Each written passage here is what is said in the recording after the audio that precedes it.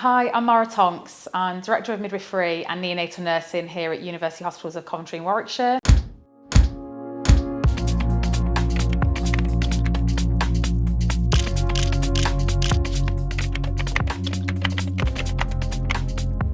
So I've always wanted to be a midwife, very much from a little girl. I come from a big family, have lots of cousins.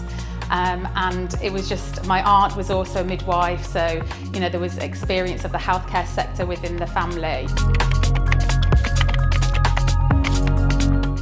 Providing that kind of one-to-one care with women when they're at their most vulnerable and supporting them through their pregnancy journey and then through hopefully their birthing journey and postnatal period as well. It is so incredibly rewarding when you see at the end of it, a really good outcome for both mum and baby.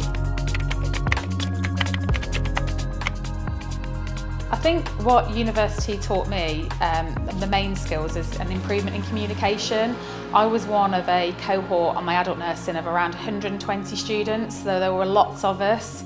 And you really had to listen hard to the lectures because there's so many people in those lectures, but then also make sure that you had a voice when there was an opinion asked for, make sure that you could articulate that amongst a big group of people and people could then really understand your point of view.